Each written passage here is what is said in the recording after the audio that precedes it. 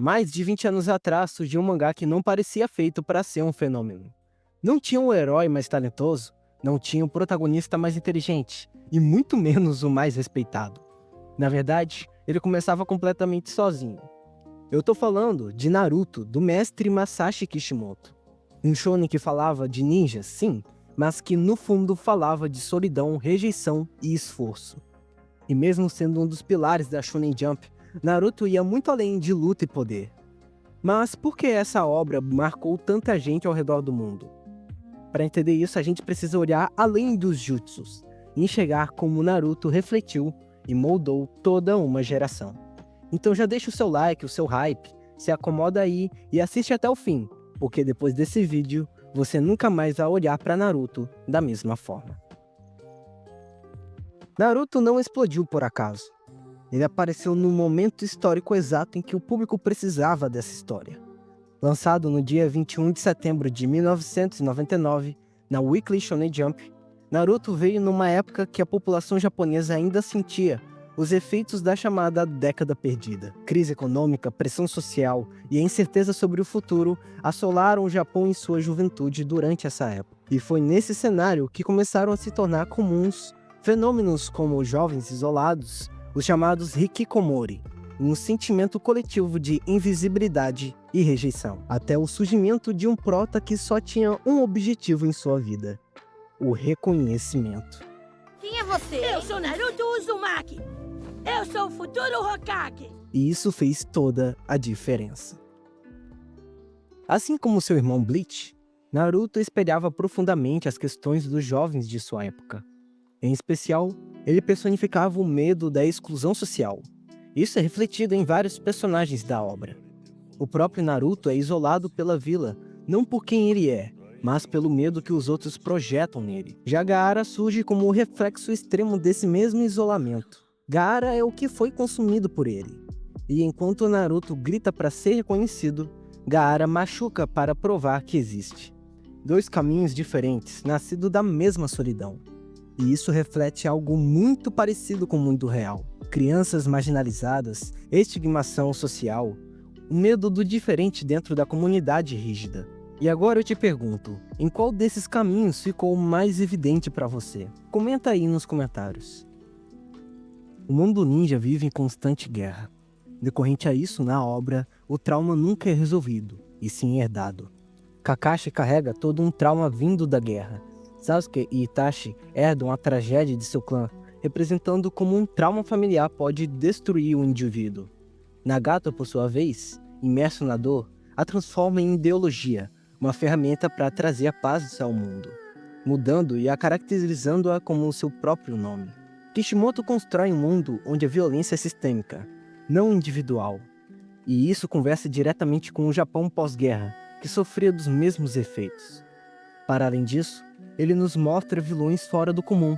Zabuza, Itachi e Pain não eram maus porque eles devem ser, porque sim. Eles são maus porque sim, não. Eles tinham ideologias, dores e motivos, o que elevou ainda mais o nível do gênero shonen.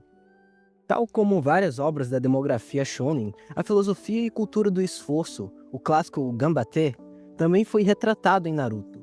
Contudo, diferente do que você pensa, não foi de maneira apenas óbvia e simples. Sim, Rock Lee é a representação do Kiai, o espírito de luta. Todavia, sua luta clássica contra o Gaara e sua história não retratam a valorização extrema do trabalho duro de forma pura. E sim de que, às vezes, mesmo se dedicando, haverão batalhas que perderemos.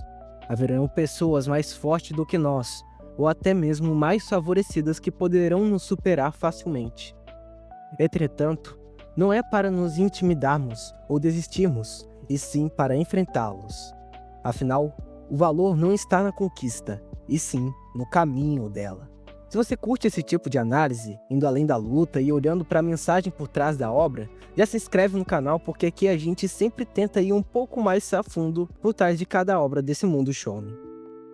Para os jovens e as crianças dos anos 2000, Naruto foi a porta de entrada definitiva para o anime no ocidente, podendo ser considerado o primeiro shonen verdadeiramente globalizado da internet. Mas, por que ele explodiu fora do Japão? Você não falou que ele havia sido criado para toda a geração japonesa da época? Calma lá, pequeno gafanhoto. Sim, a obra traz um protagonista emocionalmente vulnerável. Temas como rejeição, amizade e identidade. E adivinha, isso tudo são temáticas universais, com fácil identificação, principalmente em países periféricos. Ademais, o fácil acesso à obra seja porque o anime passava na TV aberta, com uma altíssima dublagem inclusive, e a publicação dos volumes do mangá trazidos para cá fortaleceu a sua chegada e seu impacto no ocidente, sem contar todo o apoio da internet que promoveu a reunião de fãs e a produção de conteúdo relacionado à obra, seja doujinshi, fanfic, AMV, entre outras coisas. Aliás, se esse vídeo fez você se lembrar de alguém com quem você assistia Naruto na época, compartilhe com essa pessoa para ela ficar sabendo um pouco mais e se aprofundar nas questões abordadas dentro da obra.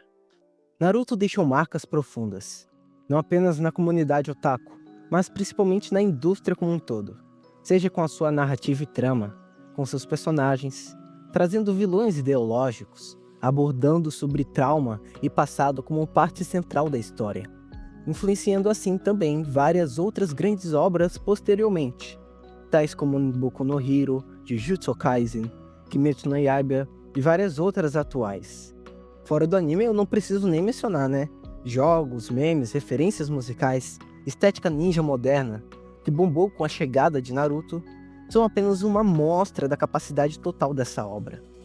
No entanto, talvez o mais impactante e o mais importante dessa obra foi que Naruto ensinou uma geração inteira a falar sobre dor. Não como fraqueza, mas como um ponto de partida. Ele mostrou que você pode ser fraco, rejeitado, errado, e ainda assim continuar.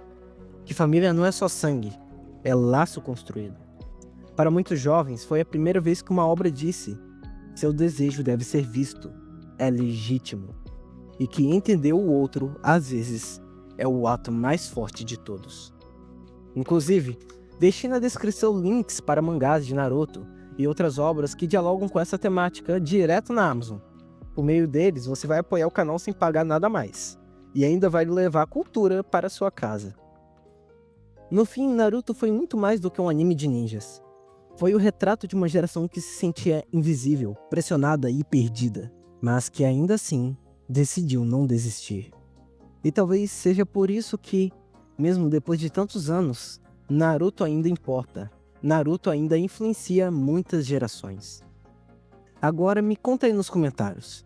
Naruto também te marcou? Qual personagem mais representou você? Qual o seu favorito? Comenta aí embaixo. Eu sou Mitsuki, o apresentador principal desse canal, e confira este vídeo no qual eu aprofundo sobre como o Bleach refletiu a geração japonesa dos anos 2000, assim como Naruto, e como ele trabalha muito bem esses elementos. Esse foi mais um vídeo do Império Shonen, e nos vemos neste episódio.